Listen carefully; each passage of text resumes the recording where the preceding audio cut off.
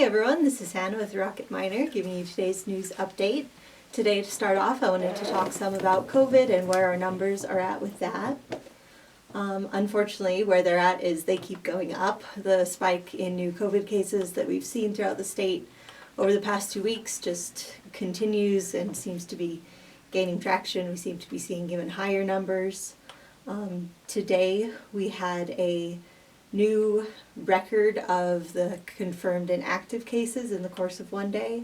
We had 165 new confirmed cases since yesterday, and a few more probable cases as well. And that is a record number of the amount of new cases that we've seen in the course of one day. So we have 6,031 confirmed COVID-19 cases today, and 1,061 probable. All of these things have put us just over 1,400 active cases. We have 1,435 active cases in Wyoming today. Unfortunately, also the death total went up by 1 today, so now we're at a total of 54 deaths for the state of Wyoming. This most recent death was an older adult Natrona County woman who died last week. She was hospitalized, and she was known to have health conditions that put her more at risk because of COVID, so that put the total at 54. And also the number of hospitalizations is up pretty significantly right now from where it's been over the past few months.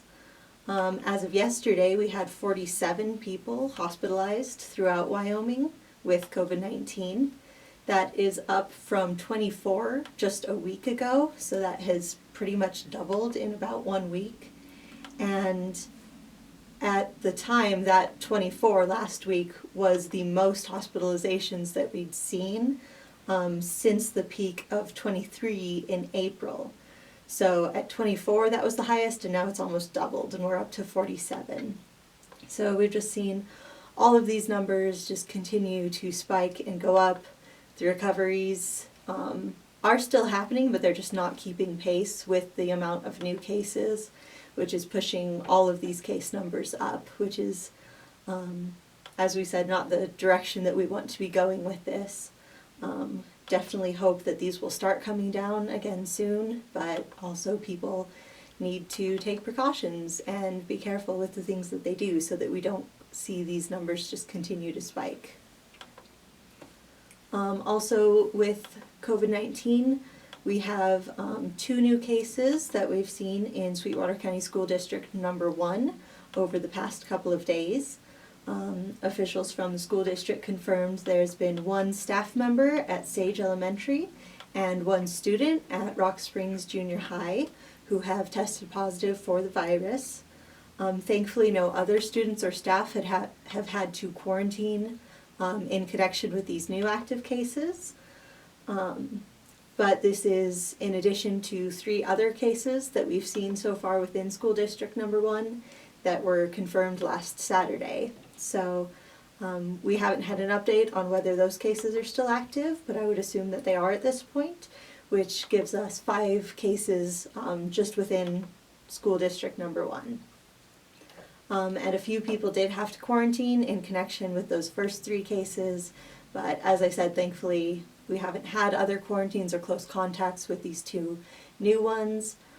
This makes me think, just with my own logic looking at the situation, I would think that these people who have tested positive were probably exposed somewhere outside of the school, which is why we're seeing kind of isolated individual cases, and we're not seeing it spread throughout the schools yet, which is really good, and definitely hope to keep it that way. So that's where we're at with COVID. Just again, want to encourage everyone to please take this seriously, please take precautions. This has gotten so much worse just over the last few weeks. We've seen our situation with COVID-19 get worse than it has this whole year. So just really want to encourage people to take that seriously and be aware of that.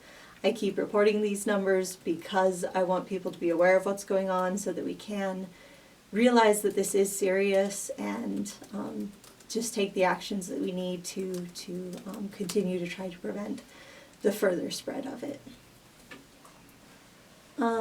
So I wanted to also go over a few different things going on in our community. Wanted to start off just by quickly saying happy opening night to the cast and crew of the Waverly Gallery, the new Actors Mission play. This is the play that I talked about last time that they've been trying to put on for months, and now they're finally able to open tonight. So congratulations on that, and I just hope for them that everything goes really well, and would just encourage everyone to go out and see that show and support the Actors Mission.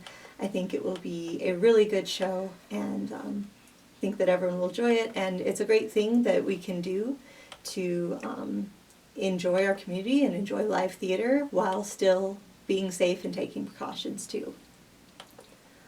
Also wanted to say happy homecoming to Green River. They've been celebrating homecoming all week, and it's really wrapping up and culminating with this weekend on tomorrow and Saturday. Tomorrow night there will be the Wolves game against the Powell Panthers, and that game is at 7. There is a limited amount of people who can go to the game in person because of COVID, so the game is also going to be live streamed, so you can check that out. Homecoming royalty will be introduced during the game, and the winners of the Best Float Class Contest and the Best Parade of Homes and Businesses competition will be announced. The game is also going to be senior night, so just lots of fun things happening during that tomorrow night. And then on Saturday, they're going to have the Rally Around the River fundraiser. This is in place of the usual dance. Because of COVID, they've had to switch things up and change what they're doing and how they're celebrating, but they're going to have this fundraiser that will include cruising bingo and a drive-in concert with live music from free residents. So there will be lots of fun stuff happening over the next 2 days as the Wolves continue to celebrate homecoming. Also, just a note about the Rock Springs Tigers football.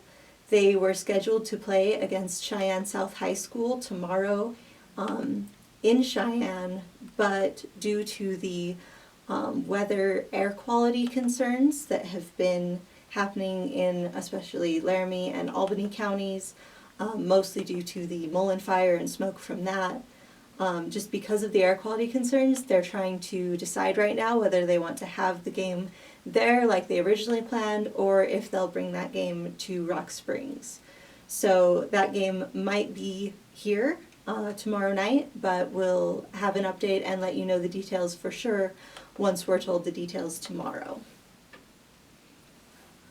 Another thing that's starting this weekend but continuing all month that I want everyone to be aware of is a food drive that's happening that's a partnership between local law enforcement and local faith communities. They're organizing a community food drive that will benefit the food banks in both Rock Springs and Green River, and that starts tomorrow and goes through the rest of the month. This food drive is in support of National Community Policing Week and the inaugural National Faith and Blue Weekend.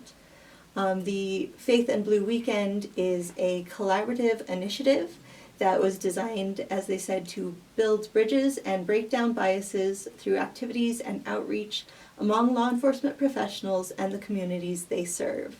So just an effort all across the country to connect communities with their law enforcement and build up that bond and have them help and support each other.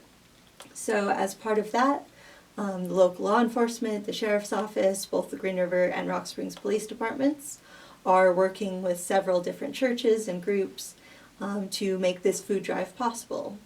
So donations of non-perishable food items will be collected all month and then delivered to the Green River and Rock Springs food banks.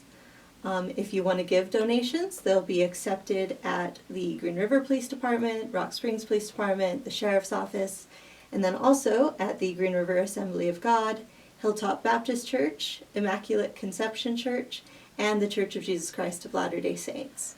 So all of those groups coming together to have this food drive to support our community So would encourage everyone to get involved and be a part of that, as I think that's just a great way to bring the community together. So those are the updates that I have for you today. Thank you all for listening. Keep checking back with us for more news and updates, and I hope everyone has a good night.